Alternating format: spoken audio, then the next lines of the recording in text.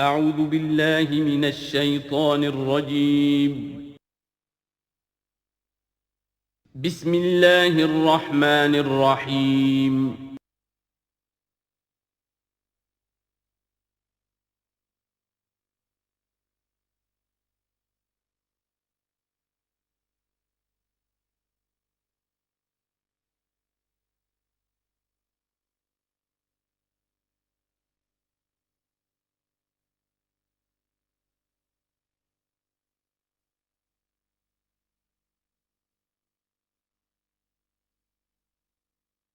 بسم اللہ اولہ و آخرہ۔ سورہ بقرہ کے ترجمے اور مختصر تشریح کے اختتام کے بعد اب ہمیں مکی اور مدنی صورتوں کے اس پہلے گروپ میں جو دو جوڑے مدنی صورتوں کے ہیں ان میں سے پہلے جوڑے کی دوسری صورت کا مطالعہ کرنا ہے۔ یہ سورہ آل عمران ہے۔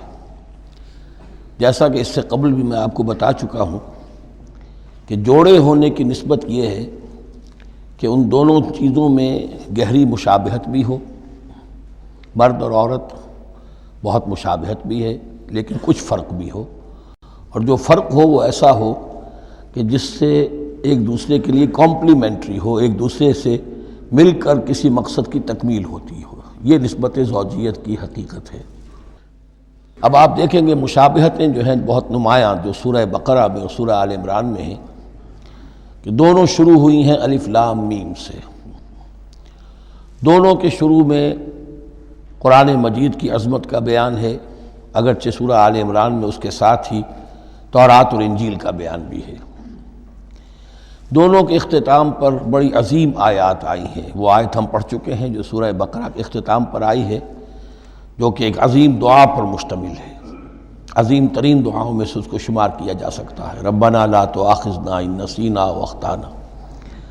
سورہ آل عمران کے آخری رکوع میں بھی ایک نہایت جامع دعا آئی ہے، وہ 3-4 آیتوں میں پھیلی ہوئی ہے اور بڑی جامع دعا ہے۔ پھر جیسے میں نے آپ کو بتایا کہ سورہ بقرہ میں بھی یہ سورۃ الامتین ہے، دو امتوں سے بحث کر رہی ہے، گفتگو کر رہی ہے، خطاب کر رہی ہے۔ یہی معاملہ سورہ آل عمران کا بھی ہے، لیکن یہ فرق ہے کہ سورہ بقرہ میں زیادہ گفتگو ہے یہود کے بارے میں، اور سورہ آل عمران میں زیادہ گفتگو ہے نصارہ کے بارے میں۔ تو گویا کہ اس طرح وہ تکمیل ہو رہی ہے کہ اہل کتاب کا جو ایک طبقہ تھا اور اہم تر طبقہ تھا یہود، دینی اعتبار سے ان کی اہمیت زیادہ تھی، چاہے تعداد میں وہ کم تھے اور کم ہیں، لیکن یہ کہ دینی اعتبار سے ان کی اہمیت زیادہ رہی ہے۔ دوسرا طبقہ ہے یہ عیسائیوں کا، لیکن یہ کہ ان کا تذکرہ وہاں بہت کم آیا، یہاں آپ کو اس سورہ آل عمران میں زیادہ خطاب ان سے ملے گا۔ پھر جیسے سورہ بقرہ کا پہلا نصف جو ہے وہ 18 رکوعوں پر اور 152 آیات پر مشتمل تھا، اور نصف ثانی جو ہے وہ 22 رکوعوں پر لیکن 134 آیات پر مشتمل تھا، تو تقریباً مساوی دو حصے تھے۔ وہی کیفیت آپ کو یہاں ملے گی، بلکہ یہاں وہ بتمام و کمال ہے، دونوں حصے بہت مساوی ہیں۔ کل 20 رکوع ہیں، 10 رکوع ایک نصف اول میں ہے، 10 رکوع نصف ثانی میں ہے۔ صرف ایک آیت کا فرق ہے کہ پہلے 10 رکوعوں میں 101 آیات ہیں اور دوسرے 10 رکوعوں میں 99 آیات ہیں۔ پھر جیسے وہاں 3 حصے ہیں نصف اول کے، ویسے ہی یہاں بھی 3 حصے ہیں نصف اول کے، لیکن یہاں رکوعوں کی تقسیم نہیں ہے بلکہ آیات کی ہے۔ پہلی 32 آیات میں تمہیدی کلام ہے، جیسے کہ 4 رکوع سورہ بقرہ کے، اگرچہ وہاں روح سخن ابتدا ہی سے یہود کی طرف ہو گیا تھا، یہاں روح سخن ابتدا ہی سے نصارہ کی طرف ہے، لیکن یہ کہ یہاں کی 32 آیات اسی طرح تمہیدی کلام پر مشتمل ہیں جیسی کہ سورہ بقرہ کے 4 رکوع۔ پھر یہاں 31 آیات براہ راست خطاب ہے نصارہ سے، خاص طور پر حضرت عیسیٰ علیہ السلام کی ولادت کن حالات میں ہوئی، کیا ان کا مقام اور مرتبہ تھا، کیا ان کی اصل حیثیت تھی، پھر یہ کہ ان کے ساتھ کیا معاملہ ہوا۔ یہ حصہ نازل بھی ہوا ہے سن 9 ہجری میں، جو شامل یہاں کر دیا گیا ہے، حالانکہ اس سورہ مبارکہ کا اکثر و بیشتر حصہ جو ہے وہ سن 3 ہجری میں غزوہ احد کے بعد نازل ہوا ہے، لیکن یہ کہ یہ حصہ جو ہے 31 آیات پر مشتمل نازل ہوا سن 9 ہجری میں۔ نجران ایک بستی تھی عرب کے جنوب میں یمن کی طرف، اور وہاں عیسائی آباد تھے، تو وہاں کے عیسائیوں کے سردار اور ان کے جو بڑے لاٹ پادری تھے وہ کچھ 70 عیسائیوں کا ایک وفد لے کر آئے حضور کی خدمت میں مدینہ منورہ میں، بات سمجھنے سمجھانے کے لیے کہ آپ کس بات کی دعوت دے رہے ہیں، اور کئی دن مقیم رہے اور بات پوری سمجھ بھی لی، خاموش بھی ہو گئے، پھر بھی بات نہیں مانی تو حضور نے مباہلے کی دعوت دی، اس چیلنج کو قبول کیے بغیر وہاں سے چلے گئے۔ لیکن یہ کہ بہرحال انہوں نے جو ترتیب جس شدت کے ساتھ ہونی چاہیے تھی ان کی طرف سے وہ بھی نہیں کی، یہ شرافت کا انہوں نے مظاہرہ کیا۔ بہرحال یہ 9 رکوع، یہ جو 31 آیات ہیں سن 9 میں نازل ہوئیں۔ یہی نوٹ کر لیجئے کہ سورہ بقرہ کی بھی ایک بات میں بتانے سے میں بھول گیا اس وقت، کہ یہ جو سود سے متعلق احکام ہیں، جو رکوع ہے، جو 38واں رکوع ہے سورہ بقرہ، یہ بھی تقریباً سن 9 میں نازل ہوا ہے۔ گویا کہ وہ مشابہت بھی موجود ہے کہ اگرچہ سورہ بقرہ کا اکثر و بیشتر حصہ غزوہ بدر سے قبل نازل ہوا، لیکن اس میں بھی کچھ آیات وہ ہیں جو سن 9 ہجری میں نازل ہوئی ہیں اور سود کے بارے میں آخری حکم ہے۔ اسی طریقے سے یہاں جو یہ نجران کے عیسائیوں سے خطاب کے لیے جو آیات نازل فرمائی گئیں، یہ سن 9 میں نازل کی گئیں، لیکن شامل ہے سورہ آل عمران میں کہ جس کا اکثر و بیشتر حصہ سن 3 ہجری میں غزوہ احد کے بعد نازل ہوا ہے۔ پھر جیسے سورہ بقرہ کے نصف اول کا جو آخری تیسرا حصہ تھا، وہ 15واں 16واں 17واں 18واں رکوع، اس میں یہ کہ حضرت ابراہیم کا ذکر تھا، خانہ کعبہ کا ذکر تھا، اسی طریقے سے وہی بات یہاں ملے گی آپ کو۔ اور یہاں اب اہل کتاب کو دعوت دی گئی ہے اسی انداز میں جیسے کہ وہاں 16ویں رکوع میں سورہ بقرہ کے دی گئی ہے۔ یہ تیسرا حصہ جو ہے نصف اول کا، یہ 38 آیات پر مشتمل ہے، بہت جامع آیات ہیں، بہت اہم آیات ہیں۔ اس کے بعد نصف ثانی شروع ہو جاتا ہے جس میں کہ یا ایھا الذین آمنوا، جیسے 19ویں رکوع سے شروع ہوا سورہ بقرہ میں یا ایھا الذین آمنوا استعینوا بالصبر والصلاۃ ان اللہ مع الصابرین، یہاں اب یہ 11واں رکوع جو ہے وہ شروع ہوگا یا ایھا الذین آمنوا اتقوا اللہ حق تقاتہ ولا تموتن الا وانتم مسلمون۔ یہ جو نصف ثانی کے 10 رکوع ہیں، ان کی تقسیم یہاں پر عمودی ہے، افقی نہیں ہے۔ پھر تقسیم کر سکتے ہیں، پہلے 2 رکوعوں میں زیادہ خطاب مسلمانوں سے ہے، اور پھر اگرچہ روئے سخن جو ہے پھر اہل کتاب کی طرف بھی ہے۔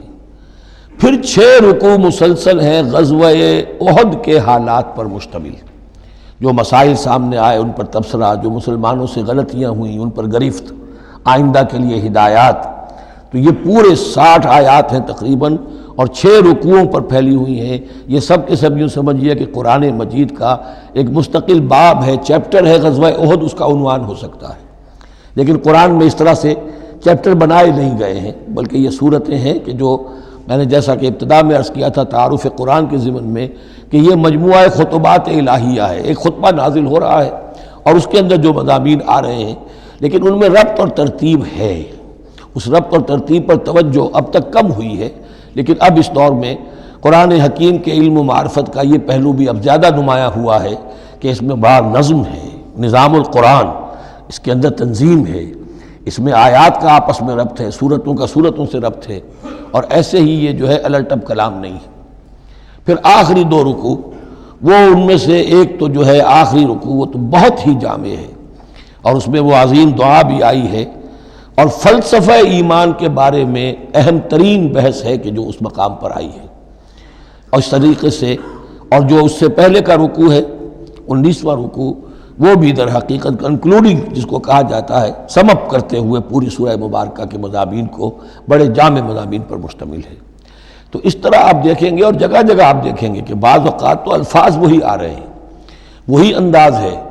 وہاں بھی کہا گیا تھا مسلمانوں تم کہو ہم ایمان رکھتے ہیں اللہ پر اور جو کچھ ہم پر نازل کیا گیا اور جو کچھ ابراہیم پر اور اسحاق پر، وہی آپ کو آیات یہاں بھی ملیں گی۔ حضرت ابراہیم کا ذکر وہاں یہاں بھی ملے گا۔ یہود پر ضربت علیہم الذلۃ والمسکنہ والی آیت وہ یہاں بھی آئے گی۔ ذرا ترتیب کا فرق ہے، یہ متشابہ کہلاتے ہیں، قرآن مجید میں متشابہ، اور یہ حفاظ کے لیے مشکل ترین مقام ہوتے ہیں کہ تیزی میں روانی میں وہ اس سے مشابہ جو مقام ہے وہ ادھر منتقل ہو جاتے ہیں۔ لیکن مضامین کے اندر آپ کو اتنی گہری مناسبت نظر آئے گی کہ جس کو میں نے تشبیہ دی ہے زوجیت، کہ ظاہر بات ہے کہ ہر حیوان کا جوڑا جو ہوتا ہے وہ یوں سمجھیے کہ 90% تو ایک دوسرے سے مشابہ ہوں گے، لیکن یہ کہ ان میں 5-10% کا فرق بھی ہوگا، اور وہ فرق بھی ایسا ہوگا کہ جو دونوں کے جمع ہونے سے کوئی نیا مقصد پیدا ہو رہا ہے۔ اس سورہ مبارکہ کا، سورہ آل عمران کا، یہ اور یاد کر لیجئے کہ میں نے آپ کو بتایا تھا کہ نبی اکرم صلی اللہ علیہ وسلم نے ان دونوں صورتوں کو ایک نام دیا ہے۔ جیسے آخری جو دو صورتیں ہیں قرآن مجید کی، ان کو ایک نام دیا گیا معوذتین، قل اعوذ برب الفلق، قل اعوذ برب الناس۔ ان دونوں صورتوں کو ایک نام دیا گیا الزہراوین، دو نہایت تابناک اور روشن صورتیں۔ تو یہ اس میں تمہیدی کلام میں بس اسی پر اکتفا کر کے اب ہم آگے مطالعہ شروع کرتے ہیں۔ اعوذ باللہ من الشیطان الرجیم، بسم اللہ الرحمن الرحیم۔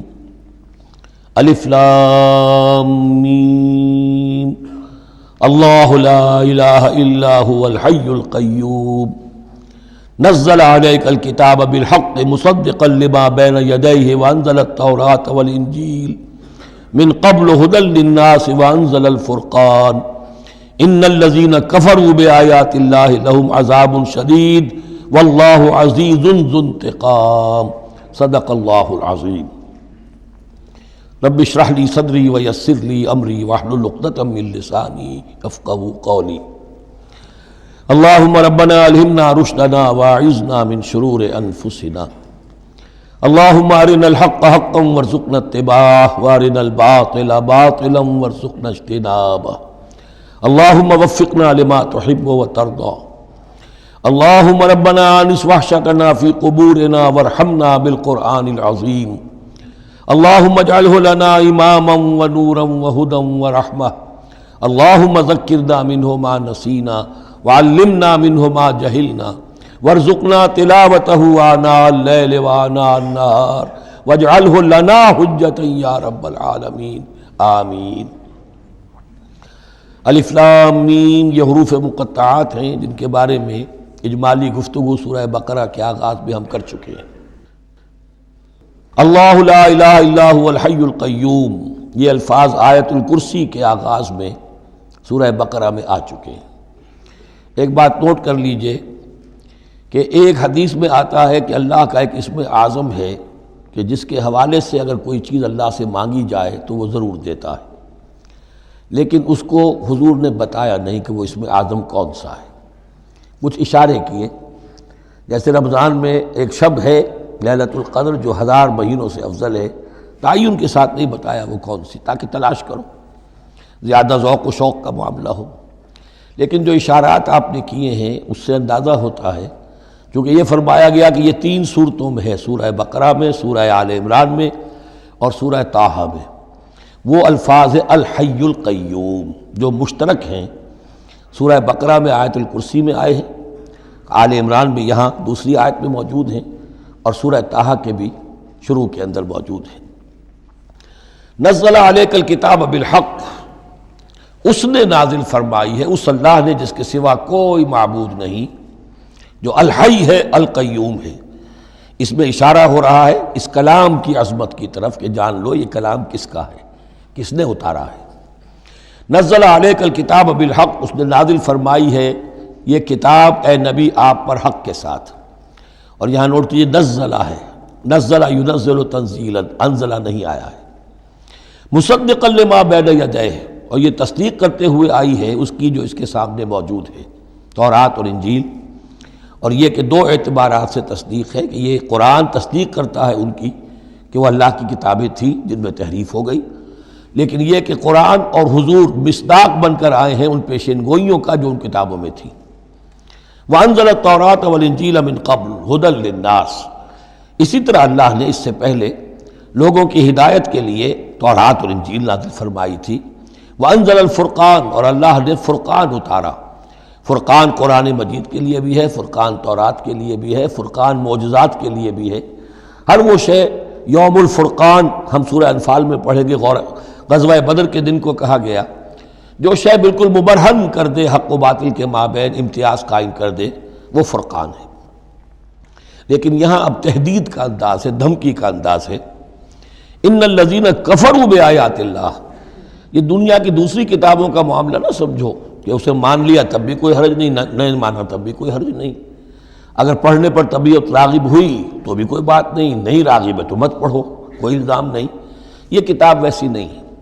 بلکہ یہ کتاب تو اب اگر نہیں مانو گے، ایمان نہیں لاؤ گے، تو ان الذین کفروا بآیات اللہ لہم عذاب شدید، تو ان کے لیے بہت سخت سزا ہوگی، واللہ عزیز ذو انتقام، اور اللہ تعالیٰ زبردست ہے، انتقام لینے والا ہے۔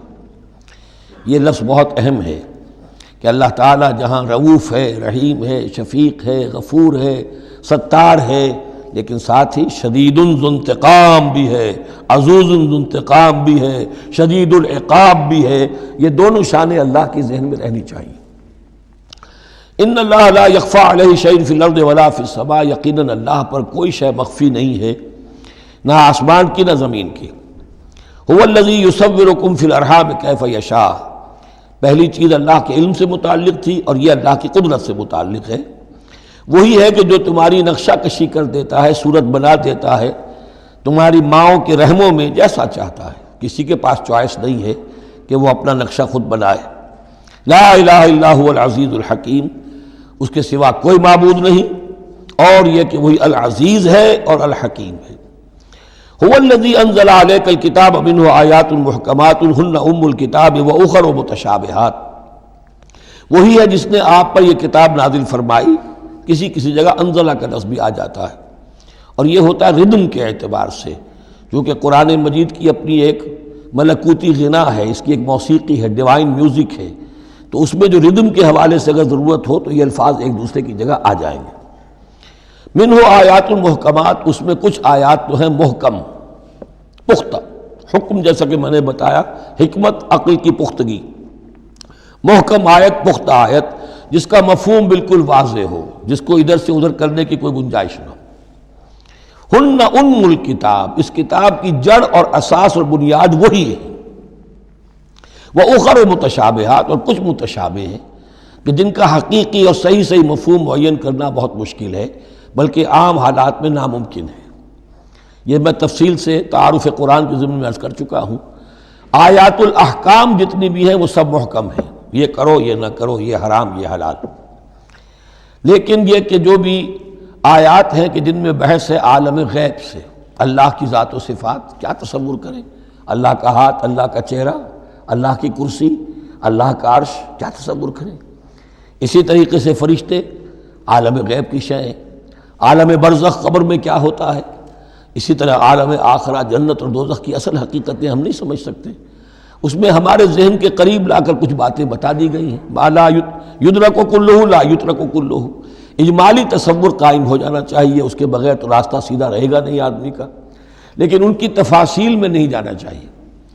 تو دوسرے درجے میں نے آپ کو بتایا تھا کہ کچھ فزیکل فینومینا بھی یہ بھی ایک وقت تک رہے ہیں آیات متشابہات میں سے، لیکن رفتہ رفتہ جیسے یہ سائنس کا علم بڑھتا چلا جا رہا ہے، ان میں سے بہت سی چیزیں اب محکم ہو کر سامنے آ رہی ہیں۔ تو یہ گویا کہ شفٹنگ سینڈز کے مانند ہیں کہ ان میں سے جو چیزیں، بہت سی چیزیں واضح ہو گئیں جو پہلے واضح نہیں تھیں، لیکن اب بھی بعض چیزیں ہیں، جیسے میں نے عرض کیا 7 آسمان سے کیا مراد ہے کہ جو واضح نہیں ہے ہم پر، لیکن ہمارا یقین ہے کہ انشاءاللہ وہ وقت آئے گا کہ انسان سمجھ لے گا کہ ہاں یہی بات صحیح تھی اور یہی تعبیر صحیح تھی۔ هو الذی انزل علیک الکتاب منہ آیات محکمات ہن ام الکتاب، یہ بہت اہم ہے، اصل جو ہے جڑ کتاب کی، اس لیے کہ کتاب کے بارے میں عرض کر چکا ہوں کہ وہ ہے مجموعہ احکام۔ کتاب جیسا کہ ہم نے سورہ بقرہ میں دیکھا جہاں حکم آیا کتب علیکم کتب علیکم کتب علیکم، تو کتاب کی جڑ اور اساس جو ہے وہ وہی ہے۔ وَأُخَرُ مُتَشَابِهَاتٌ فَأَمَّا الَّذِينَ فِي قُلُوبِهِمْ زَيْغٌ، تو وہ لوگ جن کے دلوں میں کجی ہوتی ہے، اب وہ یہ ہے کہ وہ کوئی خاص بات نئی نکالنی ہے تاکہ اپنی ذہانت و فطانت کا جو ہے ڈنکا بجوایا جا سکے، یا کوئی اور فساد پیدا کرنا ہے، کوئی فتنہ پیدا کرنا ہے، ذہن ٹیڑھا ہو چکا ہے، اب اس ٹیڑھے ذہن کے لیے کوئی دلیل چاہیے قرآن سے، اب وہ متشابہات کے چکر میں لگیں گے، ان کے پیچھے پڑیں گے کہ کسی کے مفہوم کو میں اپنے من پسند مفہوم کی طرف موڑ سکوں۔ فَأَمَّا الَّذِينَ فِي قُلُوبِهِمْ زَيْغٌ فَيَتَّبِعُونَ مَا تَشَابَهَ مِنْهُ، تو وہ لوگ کہ جن کے دلوں میں کجی ہے وہ پیچھے لگتے ہیں ان کے کہ جو متشابہ ہیں، ان میں سے ابتغاء الفتنۃ، یا تو فتنہ اٹھانا چاہتے ہیں فتنے کی تلاش میں، وابتغاء تاویلہ، اور تلاش کرنے کے لیے کہ اس کی اصل حقیقت، اصل منشا، اصل مراد کیا ہے۔ یعنی یہ بھی ہو سکتا ہے کسی کا علمی ذوق ہی ایسا ہو جائے، اور یہ بھی ہو سکتا ہے کہ ایک شخص کی فطرت میں کجی ہو۔ وما یعلم تاویلہ الا اللہ، حالانکہ ان کا حقیقی مفہوم اللہ کے سوا کوئی نہیں جانتا۔ والراسخون فی العلم یقولون، اور جو لوگ علم میں راسخ ہیں، پختہ ہیں، جن کی جڑیں گہری ہو چکی ہیں علم میں، وہ کیا کہتے ہیں؟ یقولون آمنا بہ کل من عند ربنا، ہم ایمان لائے اس کتاب پر، قرآن پر، یہ کل کا کل ہمارے رب کی طرف سے ہے۔ جو بات صاف سمجھ میں آ گئی ہے اس پر عمل کریں گے، جو بات پوری طرح سمجھ میں نہیں آ رہی ہے انتظار کریں گے، لیکن یہ اجمالی یقین رکھیں گے کہ یہ ہے اللہ کی کتاب۔ آمنا بہ کل من عند ربنا وما یذکر الا اولو الالباب، لیکن یہ صحیح روش اور یہ نصیحت نہیں حاصل کر سکتے مگر وہی کہ جو ہوش مند ہیں، عقل مند ہیں۔ اور سب سے بڑی ہوش مندی یہ ہے کہ انسان اپنی عقل کی لیمیٹیشنز کو جان لے، میری عقل کی حدود کیا ہیں، عقل کہاں تک جا سکتی ہے۔ اگر انسان اپنی عقل کی حدود کو نہیں جانتا تو وہ پھر اولو الالباب میں سے نہیں ہے۔ عقل بڑی شے ہے لیکن یہ کہ اس کی حدود ہیں، ایک حد سے آگے یہ عقل تجاوز نہیں کر سکتی۔ گزر جا عقل سے آگے کہ یہ نور چراغ راہ ہے، منزل نہیں ہے۔ منزل تک پہنچانے والی شے جو ہے وہ عقل نہیں ہے، وہ قلب پہنچائے گا، لیکن یہ کہ بہرحال عقل ایک روشنی دیتی ہے، حقیقت کی طرف اشارے کرتی ہے۔ ربنا لا تزغ قلوبنا بعد اذ ہدیتنا، اور ان کا یہ قول ہوتا ہے اولو الالباب کا، اے رب ہمارے دلوں کو کج نہ ہونے دیجو اس کے بعد کہ تو نے ہمیں ہدایت دے دی ہے۔ وہب لنا من لدنک رحمہ، اور ہمیں تو خاص اپنے خزانہ فضل سے رحمت عطا فرما، انک انت الوہاب، یقیناً تو ہی سب کچھ دینے والا ہے، تیری ہی بارگاہ سے ملے گا۔ ربنا انک جامع الناس لیوم لا ریب فیہ، اے رب ہمارے یقیناً تو جمع کرنے والا ہے لوگوں کو اس دن جس دن میں کوئی شک نہیں ہے، قیامت کا دن، یوم القیامہ۔ ان اللہ لا یخلف المیعاد، یقیناً اللہ تعالیٰ اس وعدے کے خلاف نہیں کرے گا، اپنے وعدے کی خلاف ورزی نہیں کرتا، لہذا جو اس نے بتایا ہے کہ وہ دن آئے گا وہ آ کر رہے گا۔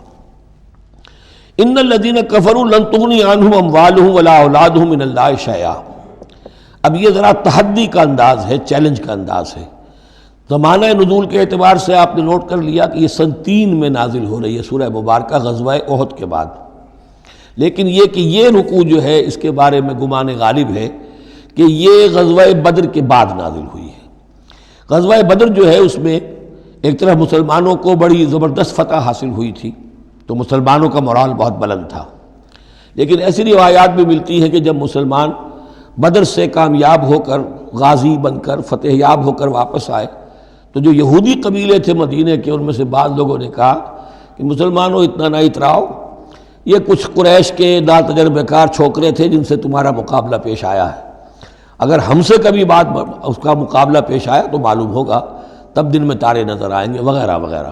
تو اس پس منظر میں یہ الفاظ کہے جا رہے ہیں کہ نہیں، تمام کفار اسی طریقے سے آخر کار زیر ہوں گے اور اللہ کے دین کو غالب ہونا ہے، واللہ غالب علی امرہ ولکن اکثر الناس لا یعلمون۔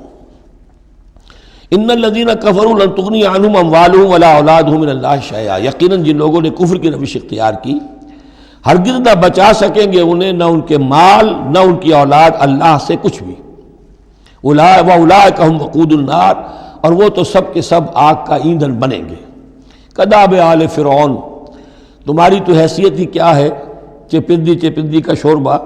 آل فرعون کا معاملہ یاد کرو، ان کے ساتھ کیا ہوا تھا، شہنشاہ اور بڑے لاؤ لشکر والا، وفرعون ذی الاوتاد، کداب آل فرعون والذین من قبلہم، اور اسی پر کیا اس سے پہلے ثمود اور عاد جیسی قومیں زبردست جو ہیں اسی جزیرہ نما عرب میں رہی ہیں۔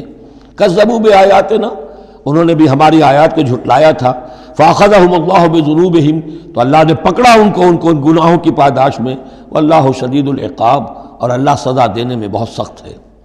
قل للذین کفروا، اے نبی کہہ دیجئے ان لوگوں سے جو کفر کی روش اختیار کر رہے ہیں، ستغلبون وتحشرون الی جہنم، تم سب کے سب مغلوب ہو کر رہو گے، دنیا میں مغلوب ہوگے اور پھر جہنم کی طرف گھیر کر لے جائے جاؤ گے۔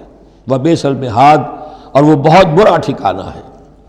قد کان لکم آیۃ فی فئتین التقطا، تمہارے لیے ایک نشانی آ چکی ہے ان دو گروہوں میں جو آپس میں جنہوں نے جنگ کی، یعنی بدر کی جنگ ہوئی، اس میں ایک طرف مسلمان تھے، ایک طرف مشرکین مکہ تھے، تمہارے لیے نشانی موجود ہے۔ قد کان لکم آیۃ فی فئتین التقطا فئۃ تقاتل فی سبیل اللہ، اس میں سے ایک جماعت وہ تھی، ایک گروہ وہ تھا جو اللہ کی راہ میں جنگ کر رہا تھا، واخری کافرۃ، اور دوسرا گروہ جو ہے وہ کافر تھا، یرونہم مثلیہم رأی العین، وہ دیکھ رہے تھے اپنی آنکھوں سے کہ ان سے دگنے ہیں۔ اب اس کے کئی معنی کیے گئے ہیں، ایک یہ بھی ہے کہ مسلمانوں کو تو کھلا نظر آ رہا تھا کہ ہم سے دگنی فوج ہے، بلکہ 3 گنی تھی۔ بعض روایات میں ایسا بھی آتا ہے کہ اللہ تعالیٰ نے کفار پہ ایسا رعب طاری کر دیا تھا غزوہ بدر میں کہ انہیں نظر یہ آ رہا تھا کہ مسلمان ہم سے دگنے ہیں۔ تو ایسا ہو جاتا ہے، انسان کی سماعت اور بصارت پر ایسا اثر ہو جائے، تو اللہ تعالیٰ نے یہ کیا، وہ بھی بعض روایات ہیں۔ واللہ یؤید بنصرہ من یشاء، اور اللہ تائید فرماتا ہے اپنی نصرت سے جس کی چاہتا ہے۔ ان فی ذلک لعبرۃ، اس میں یقیناً ایک عبرت ہے، سبق آموزی ہے، لأولی الابصار، لیکن یہ عبرت اور سبق آموزی صرف ان کے لیے ہوتی ہے کہ جو آنکھیں رکھتے ہوں، جن کے اندر جو ہے دیکھنے کی صلاحیت موجود ہو۔ اب یہ آج بڑی اہم آ رہی ہے فطرت انسانی کے اعتبار سے۔ ظاہر بات ہے کہ چونکہ یہاں خاص طور پر میں نے عرض کیا تھا کہ یہود کی طرف ایک جو ہے وہ ایک روح سخن موجود ہے اہل کتاب کی طرف، اور اس واقعے کے اندر تو خاص طور پر جن لوگوں کے اندر کہ یہ دنیا کی محبت زیادہ شدید ہوتی ہے، تو اس کا ایک اثر بتا رہے ہیں کہ یہ واقعتاً اللہ نے فطرت انسانی میں رکھی ہے، اس لیے کہ یہ دنیا جو ہے اسے اللہ نے چلانا ہے، اس کی رونقیں رکھنی ہے جب تک اس کی مرضی ہے، قیامت تک تو اسے آباد رکھنا ہے۔ اولاد پیدا ہوگی تو دنیا قائم رہے گی، نسل چلے گی، مرد اور عورت کی ایک دوسرے کے ساتھ کشش ہوگی تو اولاد پیدا ہوگی، اور یہ تمام چیزیں جو ہیں، دولت کی کوئی طلب ہوگی تو آدمی محنت کرے گا، مشقت کرے گا، کمائے گا۔ تو اس لیے یہ چیزیں فطرت انسانی میں ہیں، یہ بیسک اینیمل انسٹنکٹس ہیں۔ بس ضرورت اس بات کی ہوتی ہے کہ انسٹنکٹس کو دبا کر رکھا جائے، اللہ کی محبت، اللہ کی شریعت کو اس سے بالا تر رکھا جائے، بس یہ نہیں ہے کہ ان کو ختم کر دیا جائے۔ سیلف اینیہیلیشن اسلام میں نہیں ہے، یہ رہبانیت ہے کہ اپنے نفس کو کچل دو، ختم کر دو، نہیں، سیلف کنٹرول، اپنے آپ کو کنٹرول میں رکھو۔ یہ منہ زور گھوڑا ہے نفس انسانی کا، لیکن جتنا طاقتور گھوڑا ہوگا اتنا ہی آپ کے لیے تیز دوڑنا جو ہے وہ آسان ہوگا، لیکن جتنا منہ زور اور طاقتور گھوڑا ہے اتنا ہی اسے قابو میں رکھنے کی ضرورت بھی ہے، ورنہ اگر اس کے رحم و کرم پر سوار آ گیا تو جہاں چاہے گا پٹخنی دے دے گا۔ تو اس اعتبار سے سیلف کنٹرول ہو، گھوڑا پورا قابو میں ہو۔ البتہ یہ ہے کہ سیلف کو، اپنے نفس کو، اس کو کچل ڈالنا، سیلف اینیہیلیشن، یہ اسلام میں نہیں۔ زین للناس حب الشہوات من النساء، مزین کر دی گئی ہے لوگوں کے لیے ایک تو محبت جو ہے، شہوت کی محبت خواتین کے بارے میں۔ اب دیکھیے یہاں بھی قرآن مجید گویا کہ ایک طرح سے تائید کر رہا ہے فرائڈ کی۔ اس کے نزدیک سب سے پورٹنٹ فیکٹر جو ہے، سب سے پورٹنٹ جو موٹیو ہے انسان کا، وہ سیکس ہے، اور یہاں بھی اللہ تعالیٰ نے سب سے پہلے اسی کا ذکر کیا ہے۔ اگرچہ میرے نزدیک ضروری نہیں ہے، اس لیے کہ دوسری جگہوں پر پیٹ جو ہے، معاشی ضرورت یہ اس سے بھی سخت ہو جاتی ہے، لیکن یہ کہ واقعتاً یہ حضور نے بھی فرمایا ہے صلی اللہ علیہ وسلم، ما ترکت بعدی فتنۃ اضر علی الرجال من النساء، میرے بعد اب مردوں کے لیے عورتوں کے فتنے سے بڑا فتنہ اور کوئی نہیں ہے۔ ان کی محبت جو ہے وہ انسان کو کہاں سے کہاں لے جاتی ہے۔ بلعام بن باورہ یہود کے اندر ایک بہت بڑا عالم اور فاضل شخص تھا، ایک عورت کے چکر میں آ کر اور وہ شیطان کا پیرو بن گیا۔ وہ قصہ آئے گا سورہ اعراف کے اندر۔ تو واقعہ یہ ہے، لیکن ایک فطرت کے اندر ہے تو صحیح، محبت تو ہے۔ زین للناس حب الشہوات من النساء والبنین، اور بیٹے انسان کو بہت پسند ہے، بیٹے ہوں، اس کا نام چلتا رہے، بڑھاپے کا سہارا بنے۔ والقناطیر المقنطرۃ من الذهب والفضہ، اور یہ کہ خزانے ہوں جمع کیے ہوئے سونے کے اور چاندی کے۔ والخیل المسومۃ، اور گھوڑے ہوں، بڑے نسل والے گھوڑے جو ہیں جن پر کے نشان لگے ہوئے ہوتے ہیں، پیڈگری ہوتی ہے ان کی۔ والانعام، اور مویشی ہوں، مال جو ہے پنجاب میں اور سرائکی کے علاقے میں مال کہتے ہی جانوروں کو ہیں، ان حیوانات کو ہیں مال مویشی۔ والانعام والحرث، اور کھیتی۔ ذالک متاع الحیات الدنیا، بس جو نقطہ اعتدال ہے وہ یہ ہے کہ جان لو یہ ساری چیزیں اس دنیا کی زندگی کا ساز و سامان ہے۔ اس زندگی کے لیے ضروریات کی حد تک ان سے فائدہ اٹھانا، اس میں کوئی بری بات نہیں، لیکن واللہ عندہ حسن المآب، لیکن اللہ کے پاس ہے اچھا لوٹنا۔ وہ جو ہے جو اللہ کے پاس ہے اس کے مقابلے میں یہ کچھ بھی نہیں۔ اگر یہ ایمان بالآخرہ ہے تو پھر تو انسان ان تمام چیزوں کو، اپنے تمام جذبات و میلانات کو ایک حد کے اندر رکھے گا، اس سے آگے نہیں آنے دے گا۔ لیکن اگر ان میں سے کوئی ایک شے بھی اتنی زوردار ہو گئی اس کی محبت کہ آپ کے دل کے اوپر اس کا قبضہ ہو گیا تو بس آپ گئے، اب وہی ند ہے، وہی اب آپ کا معبود ہے، چاہے وہ دولت ہو، چاہے وہ کوئی اور شے ہو، وہ اب آپ کا معبود بن جائے گی۔ قُلْ أَنَبِّئُكُمْ بِخَيْرٍ مِّن ذَلِكُمْ، ان سے کہیے کہ کیا میں تمہیں بتاؤں کہ ان تمام چیزوں سے بہتر شے کون سی ہیں؟ لِلَّذِينَ اتَّقَوْا عِندَ رَبِّهِمْ جَنَّاتٌ تَجْرِی مِن تَحْتِهَا الْأَنْہَارُ خَالِدِینَ فِیہَا، وہ لوگ کہ جو اپنے رب کا تقوی اختیار کرتے رہے۔ تقوی یہی ہے کہ اپنے نفس کا بھی حق ہے دو، ان لنفسک علیک حقا، لیکن ناجائز راستے سے نہیں۔ تمہارے پیٹ کا بھی حق ہے، اس کا ادا کرو، لیکن عقل حلال سے۔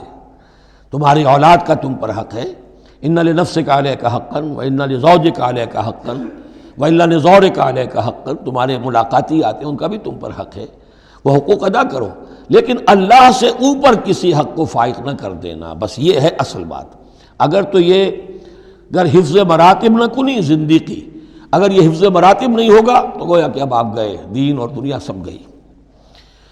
تو للذین اتقوا عند ربہم جنات، ان کے لیے ایسے باغات ہیں تجری من تحتہا الانہار، جن کے دامن میں ندیاں بہتی ہوں گی، خالدین فیہا، اس میں وہ ہمیشہ رہیں گے، وازواج مطہرۃ، اور بڑی ہی پاک عورتیں ہوں گی، ورضوان من اللہ، اور اللہ کی رضوان ہوگی، اللہ کی رضا ہوگی جو سب سے بڑی شے ہے، واللہ بصیر بالعباد، اور یقیناً اللہ تعالیٰ اپنے بندوں کو دیکھ رہا ہے۔ الذین، وہ کون سے بندے ہیں اس کے خاص؟ الذین یقولون ربنا اننا آمنا، جو یہ کہتے رہتے ہیں پروردگار ہم ایمان لے آئے، فاغفر لنا، بس ہمیں بخش دے، ذنوبنا، ہمارے گناہ، وقنا عذاب النار، اور ہمیں آگ کے عذاب سے بچائیو۔ اب ان کی بدہ میں الفاظ استعمال ہو رہے ہیں، یہ کون لوگ ہیں جو یہ دعا کرتے ہیں؟ ان کے یہ اوصاف ہیں، اور اس میں گویا کہ تلقین ہے، اگر اللہ سے یہ دعا کرنا چاہتے ہو کہ اللہ تمہیں تمہارے گناہ بخش دے اور تمہیں جہنم کے عذاب سے بچائے، تو یہ اوصاف اپنے اندر پیدا کرو۔ الصابرین والصادقین والقانتین والمنفقین والمستغفرین بالاسحار، صبر کرنے والے اور راست باز۔ راست بازی میں راست گوئی بھی ہے، راست کردار بھی ہے، عمل بھی آپ کا صحیح صحت پر ہو، درستی پر ہو، اور قول بھی صحیح اور درست ہو۔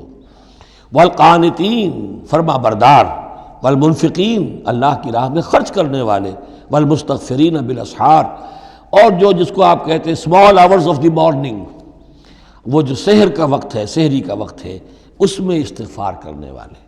ایک تو نمازیں ہیں جو 5 نمازیں ہیں، لیکن خاص وہ وقت جو ہے اس میں جب کہ فرمایا گیا ہے کہ رات کے آخری حصے میں اللہ تعالیٰ نزول فرماتا ہے سمائے دنیا تک، اور پھر ایک ندا ہوتی ہے، حل من مستغفر فاغفر لہ، حل من سائل فاعطیہ، ہے کوئی استغفار کرنے والا کہ میں اسے معاف کر دوں، ہے کوئی کچھ مانگنے والا کہ میں اسے عطا کر دوں۔ ہم تو مائل بکرم ہے، کوئی سائل ہی نہیں، راہ دکھلائیں کسے، رہرو منزل ہی نہیں۔ شاہد اللہ انہ لا الہ الا هو والملائکۃ واولو العلم قائما بالقسط، اللہ خود گواہ ہے کہ اس کے سوا کوئی معبود نہیں، سب سے بڑی گواہی تو اللہ کی ہے، والملائکۃ، اور سارے فرشتے گواہ ہیں، واولو العلم، اور اولو العلم بھی اس پر گواہ ہیں۔ یہ اولو العلم جو ہے، اولو الالباب، اولو العلم الذین یعقلون، یہ وہ لوگ ہیں کہ جو ان کائناتی آیات کے حوالے سے اللہ کو پہچان لیتے ہیں اور اس کو مان لیتے ہیں کہ وہی معبود برحق ہے۔ جو ہم نے 20ویں رکوع کی پہلی آیت پڑھی تھی سورہ بقرہ کی، ان فی خلق السماوات والارض واختلاف اللیل والنہار والفلک التی تجری فی البحر بما ینفع الناس، اور یہ تمام بہت سے فینومینا آف دی نیچر بیان کر کے لآیات لقوم یعقلون، تو جو یعقلون ہیں، جو اولو الالباب ہیں، اولو العلم ہیں، وہ بھی گواہ ہیں کہ اللہ کے سوا کوئی معبود نہیں۔ لیکن یہاں جو اہم ترین لفظ ہے وہ اب آ رہے ہیں، قائما بالقسط، وہ قسط اور عدل کا قائم کرنے والا ہے۔ وہ جو میں نے کل عرض کیا تھا کہ ہم بھی سمجھتے ہیں کہ اللہ عدل قائم کرتا ہے اور عدل کرے گا، البتہ یہ کہ اہل سنت کے نزدیک یہ کہنا جو ہے سوء ادب ہے کہ اللہ پر عدل کرنا واجب ہے، اللہ پر کسی شے کا وجوب نہیں، لیکن اللہ کو عدل پسند ہے، اللہ کو واللہ یحب المقسطین، اللہ خود بھی عدل فرمائے گا، لا الہ الا هو العزیز الحکیم، اس کے سوا کوئی معبود نہیں ہے، وہ زبردست ہے، کمال حکمت والا۔ ان الدین عند اللہ الاسلام، دین تو اللہ کے نزدیک پسندیدہ اور اللہ تعالیٰ کے ہاں منظور شدہ دین ایک ہی ہے، وہ الاسلام ہے۔ یہ صورت اس اعتبار سے، اور یہ بھی سورہ بقرہ اور سورہ آل عمران کے حوالے سے آپ سمجھ لیجئے، سورہ بقرہ میں ایمان پر زیادہ زور ہے۔ آمن الرسول بما انزل الیہ من ربہ، ایمانیات، شروع میں بھی ایمانیات، درمیان میں آیا بر میں ایمانیات۔ اس سورہ مبارکہ میں اسلام پر زیادہ زور ہے۔ اب ان دونوں میں بھی ایک نسبت ہے خاص، جس کو بے تفصیل میں جانے کا موقع نہیں ہے۔ ان الدین عند اللہ الاسلام، آگے چل کر آیت آئے گی وَمَن يَبْتَغِ غَيْرَ الْإِسْلَامِ دِينًا فَلَن يُقْبَلَ مِنْهُ، اگر کوئی شخص اسلام کے سوا کسی دین کو قبول کرے گا وہ اس کی جانب اللہ کے ہاں منظور نہیں ہوگا۔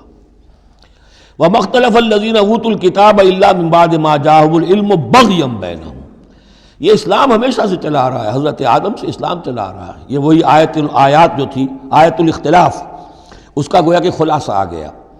اور جن لوگوں نے اختلاف کیا ہے، یہ پگڈنڈیاں نکالی ہیں، غلط راستوں پر مڑ گئے ہیں، تو یہ اس کے بعد کہ ان کے پاس علم آ چکا تھا، اور اصل سبب بغیم بینہم، ضدم ضدہ، دی ارج ٹو ڈومینیٹ۔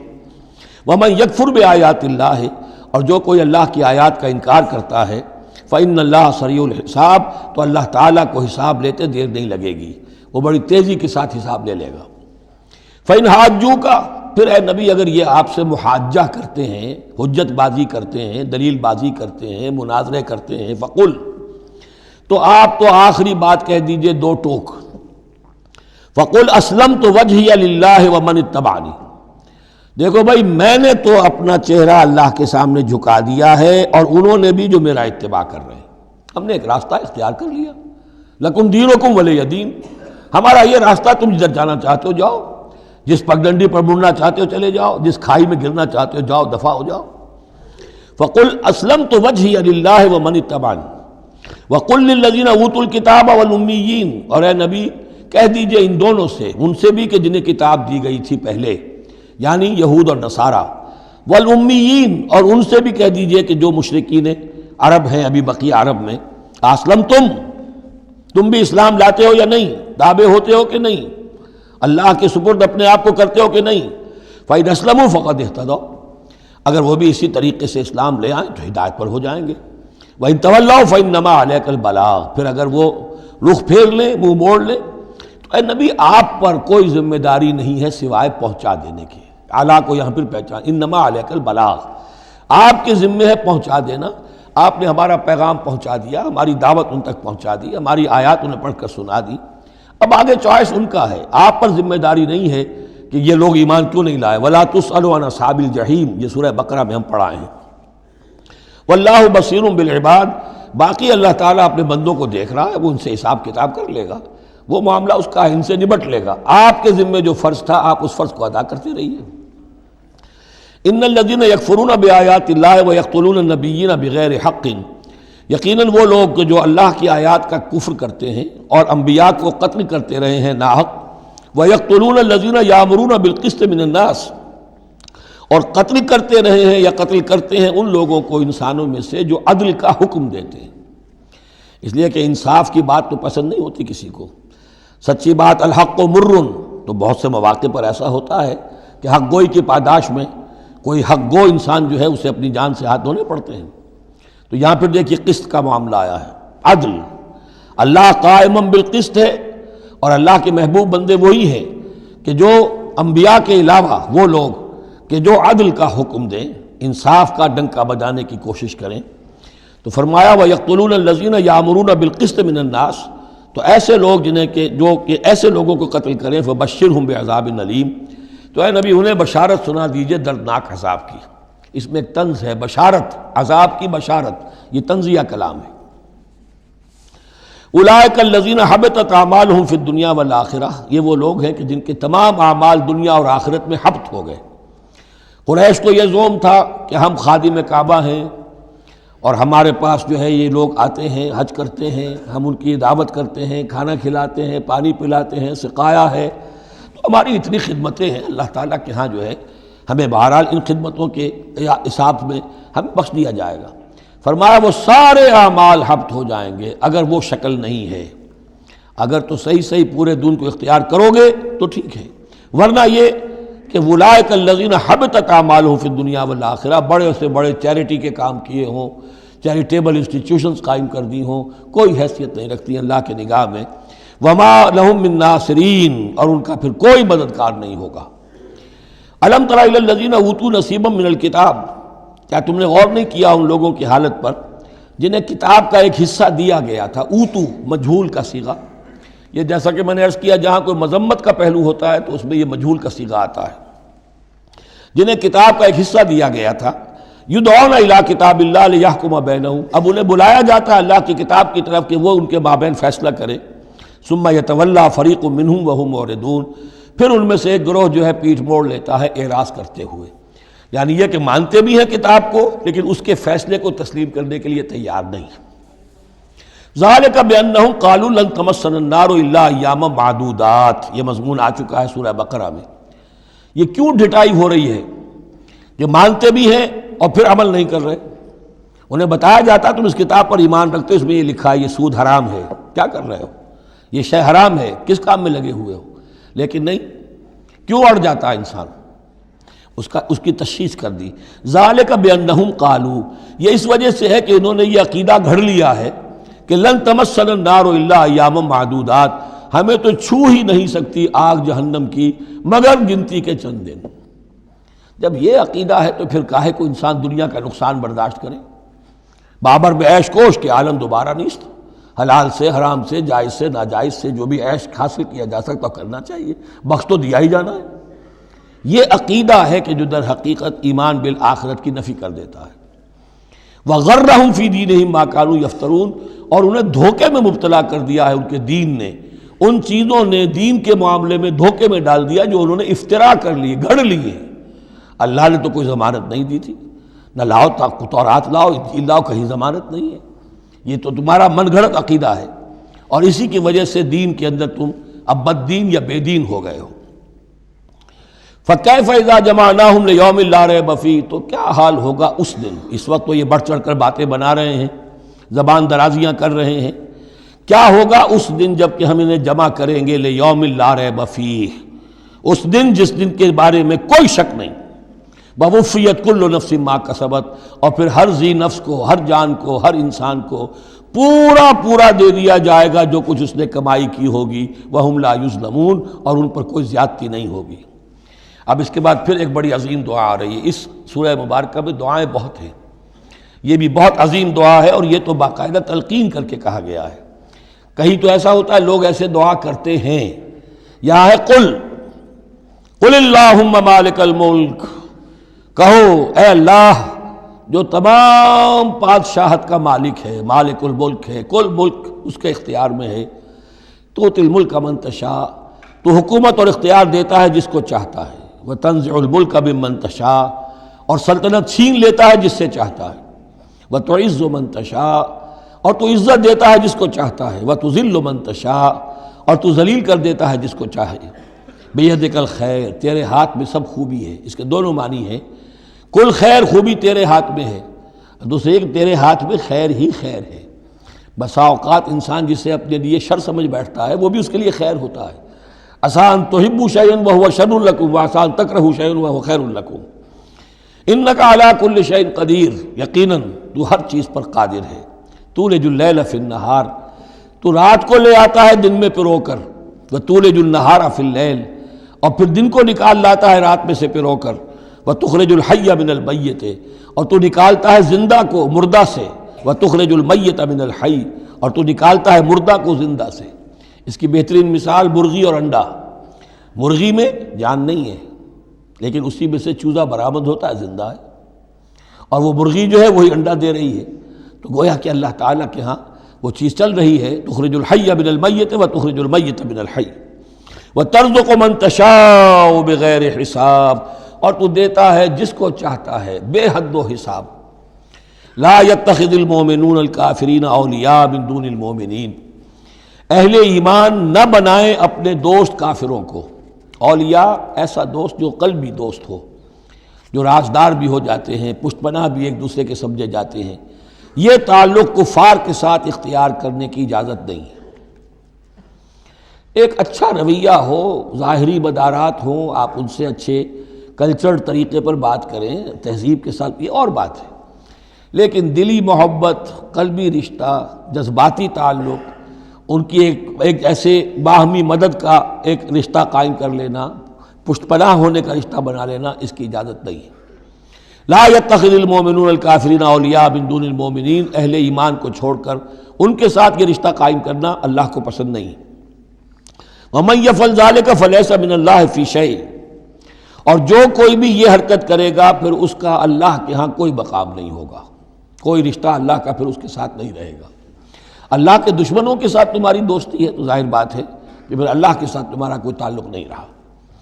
الا ان تتقوا منہم تقاہ، سوائے یہ کہ تم ان سے بچاؤ کرنا چاہو، بچاؤ کے لیے۔ بعض اوقات ایسے حالات ہوتے ہیں کہ کھلے مقابلے کا بھی موقع نہیں ہے، تو آپ طرح دے رہے ہیں، آپ وقت جو ہے یو آر بائنگ ٹائم، تو اس میں کوئی ظاہری خاطر مدارات کا مسئلہ بھی ہو جائے تو کوئی حرج نہیں ہے، لیکن یہ کہ مستقل واقعی قلبی محبت قائم کر لینا یہ جائز نہیں ہے۔ ویسے یہ کہ اسی پھر آیت کے اسی الفاظ کو ہمارے ہاں اہل تشیع نے تقیہ کی جڑ بنا دیا ہے، لیکن انہوں نے اسے پہنچا دیا اس حد تک کہ جھوٹ بھی بولو، اپنے عقائد بھی چھپا لو، اور اس کے لیے دلیل یہاں سے لاتے ہیں۔ لیکن یہ بالکل ایک دوسری شکل ہے کہ یہ صرف ایک ظاہری مدارات کی حد تک، ایک حد تک، یہ نہیں کہ آپ جھوٹ بولنے پر آ جائیں اور آپ ایک چیز کو چھپانے پر آ جائیں، بس یہ ہے کہ آپ اس وقت تک، جیسے ہم پڑھ چکے ہیں سورہ بقرہ میں، کہ اگرچہ یہ یہودی جو ہیں ان کے دلوں کے اندر آگ بھری ہوئی ہے تمہارے خلاف، لیکن یہ فاصفحوا فاعفوا واصفحوا، ابھی ذرا درگزر کرتے رہو، ابھی فوری طور پر ان کے ساتھ جو ہے معاملہ کوئی مقابلے وغیرہ کا شروع کرنا مناسب نہیں ہے۔ اس حد تک مصلحت بینی تو صحیح ہے، لیکن یہ نہیں کہ جھوٹ بولا جائے معاذ اللہ۔ وَيُحَذِّرُكُمُ اللَّهُ نَفْسَهُ، اور اس میں بھی اب اور نرمی کر دی، اللہ تمہیں ڈراتا ہے اپنے آپ سے، اللہ سے ڈرو، یعنی کسی اور سے ڈر کر خواہ صرف خاطر مدارات کر لینا بھی صحیح نہیں ہے، لیکن یہ کہ بہرحال ضرورت ہے، کسی وقت مصلحت ہے تو کرو، لیکن یہ کہ اصل تمہارے دل میں خوف اللہ کا رہنا چاہیے۔ وَإِلَى اللَّهِ الْمَصِيرُ، اور اللہ ہی کی طرف تمہیں لوٹ جانا ہے۔ قُلْ إِن تُخْفُوا مَا فِي صُدُورِكُمْ وَتُبْدُوهُ يَعْلَمُ اللَّهُ، یہ پھر وہی آیت آ گئی ہے جو سورہ بقرہ کے آخر میں آئی تھی، لِلَّهِ مَا فِي السَّمَاوَاتِ وَمَا فِي الْأَرْضِ وَإِن تُبْدُوا مَا فِي أَنفُسِكُمْ أَوْ تُخْفُوهُ يُحَاسِبْكُم بِهِ اللَّهُ، یہاں فرمایا قُلْ إِن تُخْفُوا مَا فِي صُدُورِكُمْ، کہہ دیجئے کہ اگر تم چھپاؤ جو کچھ کہ تمہارے سینوں میں ہے، او تبدوہ، یا تم اسے ظاہر کر دو، یعلمہ اللہ، اللہ تعالیٰ اس کو جانتا ہے۔ تمہارے ظاہر کرنے چھپانے سے اللہ سے کوئی تعلق نہیں ہے، ایک دوسرے سے چھپا سکتے ہو، ظاہر کر سکتے ہو، اللہ سے نہیں۔ وَيَعْلَمُ مَا فِي السَّمَاوَاتِ وَمَا فِي الْأَرْضِ، اور وہ جانتا ہے جو کچھ کہ آسمانوں میں اور زمین میں ہے۔ وَاللَّهُ عَلَىٰ كُلِّ شَيْءٍ قَدِيرٌ، اور اللہ تعالیٰ ہر چیز پر قادر ہے۔ یوم تجد کل نفس ما عملت من خیر محضرا، اس دن کا تصور کرو جس دن ہر جان، ہر نفس موجود پائے گا، حاضر کیا ہوا پائے گا ہر وہ عمل جو اس نے کیا ہوگا۔ فمن یعمل مثقال ذرۃ خیرا یرہ ومن یعمل مثقال ذرۃ شرا یرہ، یوم تجد کل نفس ما عملت من خیر محضرا وما عملت من سوء، جو نیکی کی ہوگی اسے بھی موجود پائے گا، اور جو بدی کمائی ہوگی وہ بھی موجود پائے گا۔ تود لو ان بینہا و بینہ امدا بعیدا، اور ہر جان یہ چاہے گی، ہر انسان یہ چاہے گا کہ کاش میرے اور میرے اعمال نامے کے درمیان بڑا فاصلہ آ جائے، میں اسے دیکھوں بھی نہ، میری نگاہ بھی اس پر نہ پڑے۔ وَيُحَذِّرُكُمُ اللَّهُ نَفْسَهُ، اور اللہ ڈرا رہا ہے تمہیں اپنے آپ سے، یعنی تقویٰ رکھنا ہے تو اس کا کرو، ڈرنا ہے تو اس سے ڈرو، خوف کھانا ہے تو اس سے کھاؤ۔ وَاللَّهُ رَؤُوفٌ بِالْعِبَادِ، اور اللہ تعالیٰ اپنے بندوں کے حق میں بہت شفیق ہے، یعنی یہ وارننگز جو اسی لیے دے رہا ہے کہ تمہاری عاقبت برباد نہ ہو، بار بار سمجھا رہا ہے۔ قُلْ إِن كُنتُمْ تُحِبُّونَ اللَّهَ، یہ آیت بہت معروف بھی ہے، مسلمانوں کو پسند بھی ہے۔ ہمارے ہاں جو وعظ ہوتے ہیں، تقاریر ہوتی ہیں، تو اس کے اندر بہت کثرت سے کوٹ ہوتی ہے، قُلْ إِن كُنتُمْ تُحِبُّونَ اللَّهَ فَاتَّبِعُونِي يُحْبِبْكُمُ اللَّهُ، اے نبی کہہ دیجئے کہ اگر تم لوگ چاہتے ہو کہ اللہ سے محبت کرو، اگر تم اللہ سے محبت کرتے ہو، فاتبعونی، تو میری پیروی کرو، میرا اتباع کرو، یحببکم اللہ، اللہ تم سے محبت کرے گا، وَيَغْفِرْ لَكُمْ ذُنُوبَكُمْ، اور تمہارے گناہ بخش دے گا، وَاللَّهُ غَفُورٌ رَحِيمٌ، اور اللہ غفور الرحیم ہے۔ قُلْ اطیعوا اللہ والرسول، کہہ دیجئے اطاعت کرو اللہ کی اور اس کے رسول کی، فَإِن تَوَلَّوْا فَإِنَّ اللَّهَ لَا يُحِبُّ الْكَافِرِينَ، اور اگر وہ پیٹھ موڑ لیں تو اللہ کو ایسے کافر پسند نہیں ہے۔ یہ دو آیتیں اس اعتبار سے بڑی اہم ہیں کہ اس میں رسول کے لیے دو الفاظ آئے ہیں، اطاعت اور اتباع۔ اطاعت اگر نہیں ہے تو کفر ہو گیا۔ اطاعت تو لازم ہے، لیکن اطاعت کس چیز میں ہوتی ہے؟ جو حکم دیا ہے یہ کرو، آپ کو کرنا ہے۔ اتباع اس سے اوپر کی شے ہے، انسان خود تلاش کرے حضور کیا کرتے تھے، اور چاہے آپ نے نہیں فرمایا کہ یہ کرو لیکن آپ ان کی پیروی کر رہے ہیں، یہ گویا کہ دائرہ وسیع ہو گیا۔ جس سے محبت ہوتی ہے اس کا انسان جو ہے اس کی ہر طرح سے اس کے ساتھ ایک مناسبت پیدا کرنا چاہتا ہے، کیسا لباس اس کا ہے ویسا ہی لباس اپنا بنائے، کیا چیزیں اس کو پسند ہیں کھانے میں وہی چیزیں خود بھی کھائے اور پسند کرے۔ تو یہ چیزیں جس کا حکم نہیں ہے، جیسے کہ ایک صحابی کا واقعہ آتا ہے کہ وہ ایک مرتبہ آئے اور انہوں نے اس وقت یہ دیکھا، ایک ہی مرتبہ آئے ہوں گے کہیں باہر سے بدو صحابی، کہ حضور کے کرتے کے بٹن لگے ہوئے نہیں تھے۔ انہوں نے ساری عمر پھر اپنے کرتے کے بٹن نہیں لگائے، حضور نے حکم تو نہیں دیا تھا، دیکھا یہ کہ محمد اس شان میں تھے اس وقت، تو پھر اس کے بعد اسی کو لازم کر لیا۔ اس اتباع میں یہ بات بھی آ جائے گی کہ اگرچہ دین کے کچھ تقاضے ایسے ہیں کہ جس درجے میں محمد الرسول اللہ صلی اللہ علیہ وسلم نے ان کو پورا کیا، اس درجے میں پورا کرنا کسی انسان کے بس میں نہیں ہے، پھر بھی اس کی کوشش کرتے رہنا یہ اتباع کا تقاضا ہے۔ مثلا حضور نے کوئی مکان نہیں بنایا، حضور نے کوئی جائیداد نہیں بنائی، حضور نے جیسے ہی وحی کا آغاز ہوا کوئی دنیاوی کام نہیں کیا، کوئی تجارت نہیں کی، ایک ایک لمحہ اپنی توانائی کی ایک ایک رمق وہ لگا دی کس کام کے لیے؟ اللہ کے دین کی دعوت اور اللہ کے دین کی اقامت، اس کو قائم کرنے کے لیے۔ اب سب کے لیے تو اس مقام تک تو پہنچنا مشکل ہے، لیکن یہ کہ آئیڈیل یہ رہے، اسی کی طرف انسان چلنے کی کوشش کرتا رہے، میکسیمم جتنا بھی اپنا وقت فارغ کرے، اپنے وسائل فارغ کرے اور لگائے اس کام کے اندر، تو اتباع کا جو ہے کم سے کم تقاضا اس وقت پورا ہوگا۔ ہاں جو حکم دے دیا گیا یہ حلال ہے، یہ حرام ہے، یہ فرض ہے، یہ واجب ہے، اس کا تو اگر معاملہ اس کی پیروی نہیں ہو رہی تو پھر تو وہ کفر ہے۔ لیکن اتباع اگر آپ کر رہے ہیں تو اتباع جو ہے وہ پھر اللہ کا محبوب بن جانا ہے۔ اگر تم اللہ سے محبت کرتے ہو تو میرا اتباع کرو، میری پیروی کرو، دیکھو میں کیا کر رہا ہوں، میرے کیا شب و روز ہیں، کن کاموں میں میری توانائیاں لگ رہی ہیں، کیا دلچسپیاں ہیں میری دنیا کے اندر، ان چیزوں کے اندر تم میری پیروی کرو۔ فاتبعونی یحببکم اللہ، تم اللہ کے محب نہیں محبوب بن جاؤ گے۔ واللہ غفور الرحیم، اور اللہ غفور الرحیم ہے۔ باقی دوسرا درجہ جو نچلا ہے، قل اطیعوا اللہ والرسول، اطاعت تو اللہ اور اس کے رسول کی کرنی ہی کرنی ہے۔ فإن تولوا، اور اگر اس اطاعت سے بھی موڑے، فإن اللہ لا يحب الکافرین، تو اللہ کو ایسے کافر تو پسند نہیں ہے، کیونکہ پھر اطاعت رسول کا انکار تو کفر ہو گیا۔ یہاں وہ پہلا حصہ جو ہے نصف اول کا ثلث اول، یعنی نصف اول جو ہے سورہ مبارکہ کا، میں نے عرض کیا تھا کہ اس میں پہلی آیات 32 ہیں، جنرل ہیں، تمہیدی ہیں، دین کے بڑے جو گہرے اصول ہیں وہ ہیں، دعائیں تلقین کی گئی ہیں، محکمات اور متشابہات کا فرق واضح کیا گیا ہے۔ لیکن اب دوسرے حصے میں سارا خطاب جو ہے وہ براہ راست عیسائیوں سے ہے، اور انہیں بتانا یہ ہے کہ حضرت عیسیٰ کو جو تم نے معبود بنا لیا، یا تو تثلیث کی شکل دے دی ٹرینٹی، یا گاڈ انکارنیٹ بنا دیا۔ تثلیثیں بھی دو طرح کی رہی ہیں، اللہ بھی اور مریم بھی اور عیسیٰ بھی، اور دوسری تثلیث جو ہے جو اب دنیا میں عام ہے وہ ہے اللہ اور روح القدس اور حضرت عیسیٰ۔ تو یہ جو تثلیثیں تم نے ایجاد کر لی ان کی کوئی بنیاد نہیں ہے، یہ تمہاری کج روی ہے، تم نے غلط شکل اختیار کی ہے۔ عیسیٰ علیہ السلام بہت برگزیدہ پیغمبر تھے، ہاں ان کی ولادت معجزانہ طریقے پر ہوئی ہے، لیکن اگر ان کی ولادت معجزانہ طریقے پر ہوئی ہے تو ان سے متصلاً قبل یحییٰ کی جو ولادت ہوئی ہے وہ بھی معجزانہ ہوئی ہے، وہ بھی کوئی کم معجزہ نہیں تھا۔ تو معجزے، اور پھر آدم کی جو ولادت ہوئی یا آدم کو جو پیدا کیا اللہ نے، تو ظاہر بات ہے کہ وہ اپنی جگہ پر جہاں سے نسل انسانی کا آغاز ہوا، تو یہی بات اگر دلیل ہو جائے الوہیت کی تو یہ تو پھر آدم کو بھی الہ مانو اور یحییٰ کو بھی الہ مانو، تو ساری بحث اس پر ہو رہی ہے۔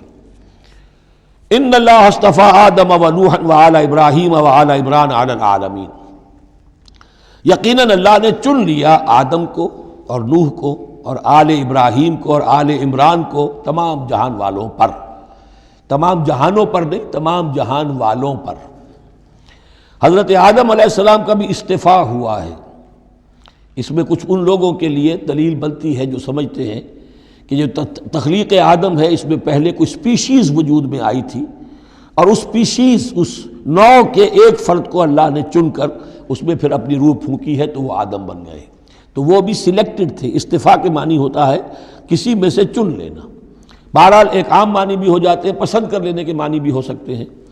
ان اللہ اصطفیٰ آدم و نوحا، اور پھر نوح کو پسند کیا، آل ابراہیم، ابراہیم کے گھر کو، ان کے خاندان کو، و آل عمران، عمران جو ہے بنی اسرائیل کی تاریخ میں دو عظیم شخصیتوں کے نام ہیں، ایک تو حضرت موسیٰ کے والد کا نام بھی عمران تھا، اور ایک حضرت مریم کے والد کا نام بھی عمران تھا۔ حضرت عیسیٰ کے نانا عمران ہوئے اور حضرت موسیٰ کے والد عمران تھے۔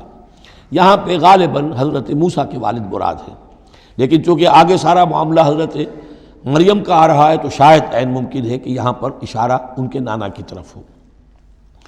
ذریۃ بعضھا من بعض، اور یہ سب جو ہے ایک دوسرے کی نسل سے ہیں، ایک دوسرے کی اولاد سے ہیں۔ نوح حضرت آدم کی اولاد سے ہیں، ابراہیم حضرت نوح کی اولاد سے ہیں، پھر ان کے پورا خاندان بنی اسماعیل، بنی اسرائیل، یہ ان کی اولاد میں سے ہیں۔ واللہ سمیع علیم، اللہ سمیع اور علیم ہے۔ اس قالت امرأۃ عمران رب انی نذرت لک ما فی بطنی محررا فتقبل منی۔ اب یہ جو عمران کی بیوی ہیں یعنی حضرت مریم کی والدہ، یہ بہت نیک عورت تھیں، بہت ہی متقی، نیک، زاہد۔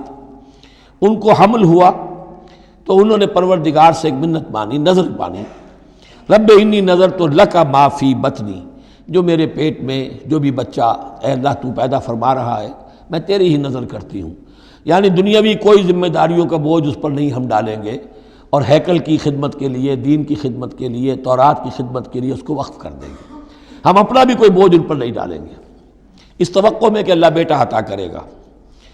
محررن کے مطلب ہے اسے آزاد کر دیں گے، تحریر آزاد کر دینا، حر سے، کہ کوئی ذمہ داری اس پر نہیں ہوگی، اسے ہم خالص کر دیں گے تیرے دین کی خدمت کے لیے اور ہیکل کی خدمت کے لیے۔ فتقبل منی، تو اے اللہ میری اس نظر کو تو قبول فرما لے، شرف قبول عطا فرما۔ انک انت السمیع العلیم، یقیناً تو سب کچھ سننے والا اور سب کچھ جاننے والا ہے۔ فلما وضعتها قالت رب انی وضعتها انثی، اب جب وضع حمل ہوا تو پھر اس نے کہا اے اللہ یہ تو میں ایک بیٹی جنم گئی ہوں، یعنی میری تو یہاں بیٹی ہو گئی ہے، میں تو امید میں تھی کہ بیٹا آئے گا تو اس کو جو ہے میں وقف کر دوں گی۔ اس وقت تک ہیکل کے خادموں میں کسی خاتون کو، لڑکی کو قبول نہیں کیا جاتا تھا۔ واللہ عالم بما وضعت، اللہ فرما رہا ہے کہ اللہ بہتر جانتا تھا کہ کیا اس نے جنا ہے، اسے کیا پتہ کیسی بیٹی جنی ہے۔ ولیس الذکر کالانثی، اور کہاں ہوگا کوئی بیٹا اس بیٹی جیسا۔ اس کے دونوں معنی کیے گئے، ایک تو ایسا کہ یہ گویا کہ قول مانا جائے حضرت مریم کی والدہ کا کہ لڑکا تو لڑکی کی طرح نہیں ہوتا، اب لڑکا ہوتا تو میں اسے خدمت کے لیے وقف کر دیتی، یہ تو لڑکی ہو گئی۔ اور ایک یہ بھی ہے کہ اللہ کی طرف سے اس کو مانا جائے واللہ عالم بما وضعت ولیس الذکر کالانثی، کوئی بیٹا ایسا ہو ہی نہیں سکتا جیسی بیٹی تمہیں دی ہے۔ وَإِنِّي سَمَّيْتُهَا مریم، اور وہی اب ان کا کلام شروع ہوا ان کی والدہ کا، مریم کی، میں نے اس کا نام مریم رکھا ہے۔ وَإِنِّي أُعِيذُهَا بِكَ، اور اے اللہ میں اسے تیری پناہ میں دیتی ہوں، وَذُرِّيَّتَهَا، اور جو بھی اس کی اولاد ہو، نسل ہو، اس کو بھی تیری پناہ میں دیتی ہوں، مِنَ الشیطان الرجیم، مردود شیطان کے حملے سے، کہ اللہ ان کو، مریم کو بھی اور اس کی آنے والی اولاد کو بھی تو بہت ہی اپنی حفاظت میں رکھیو، شیطان سے بچائیو۔ فتقبلها ربها بقبول حسن، تو قبول فرما لیا انہیں، یعنی حضرت مریم علیہ السلام کو ان کے رب نے بڑی ہی عمدگی کے ساتھ، قبول حسن، شرف قبول عطا فرمایا بڑی ہی خوبصورت انداز میں۔ وانبتها نباتا حسنا، اور ان کی پرورش کی بہت ہی عمدہ طریقے پر، بہت اعلیٰ طریقے پر۔ وکفلها زکریا، اور ان کو کفالت میں دے دیا، تربیت میں دے دیا حضرت زکریا کے۔ یہ حضرت زکریا جو ہیں یہ خالو تھے حضرت عیسیٰ علیہ السلام کے، حضرت مریم کے خالو۔ تو ہم ان کی تحویل میں، اور وہ اس وقت کے چیف کاہن تھے، chief priest of the temple, ہیکل سلیمانی کے وہی نبی بھی تھے، اور وہی وہاں کے سب سے بڑے جو ہیں، جو آج کل ہم سمجھتے ہیں مجاور وغیرہ، تو وہ مقام ان کا کاہنوں کا ہوتا تھا۔ وَكَفَّلَهَا زَكَرِيَّا كُلَّمَا دَخَلَ عَلَيْهَا زَكَرِيَّا الْمِحْرَابَ، جب کبھی بھی زکریا ان کے پاس جاتے تھے محراب میں، وجد عندها رزقا، وہ دیکھتے تھے محراب حجروں کی شکل کے اندر جو جیسے بنے ہوتے ہیں مسجدوں کے ساتھ، تو ایسے ایک حجرہ ان کو دے دیا گیا کہ یہ اللہ کے لیے نذر کی گئی ہیں اور ان کو قبول کر لیا گیا ہے، تو اب ان کے لیے یہاں پر یہ حجرہ ہے، اس میں وہ رہتی ہیں۔ لیکن جب بھی وہ حجرے میں جاتے تھے تو دیکھتے تھے ان کے پاس کھانا، میوے رکھے ہیں بغیر موسم کے، اور بعض لوگوں کی رائے یہ بھی ہے کہ یہاں سے مراد مادی کھانا نہیں ہے بلکہ علم و حکمت، کہ جب حضرت زکریا ان سے بات کرتے تھے تو یہ کہ انہیں حیران رہ جاتے تھے کہ اس لڑکی کو یہ اس قدر حکمت کہاں سے مل گئی، اتنی معرفت کہاں اس کو حاصل ہوئی۔ قال یا مریم انا لک ھذا، وہ پوچھتے اے مریم یہ تمہیں کہاں سے چیزیں ملتی ہیں، یہ کھانے کہاں سے آ جاتے ہیں، یہ بے موسمی پھل کہاں سے آ جاتے ہیں، یا یہ علم و حکمت کی باتیں تمہیں کیسے معلوم ہوتی ہیں؟ قالت هو من عند اللہ، تو وہ کہتی تھیں یہ سب اللہ کی طرف سے ہے، اس کا فضل ہے، اس کا کرم ہے۔ ان اللہ یرزق من یشاء بغیر حساب، یقیناً اللہ تعالیٰ جس کو چاہتا بغیر حساب عطا کرتا ہے۔ ہنالک دعا زکریا ربہ، ہنالک یہ بالکل اس طرح سے دیر اینڈ دین، جب یہ مشاہدہ ہوا حضرت زکریا کو تو انہوں نے بھی ایک دعا کی اپنے پروردگار سے۔ ہنالک دعا زکریا ربہ رب قال رب ھب لی من لدنک ذریۃ طیبہ، اے اللہ مجھے بھی بڑی کوئی پاکیزہ اولاد عطا کر دے۔ بہت بوڑھے ہو چکے تھے، ان کی اہلیہ جو ہے وہ بھی بہت بوڑھی ہو چکی تھی، ضعیفہ تھی، اور ساری عمر بانجھ رہی تھی، لاولد تھے۔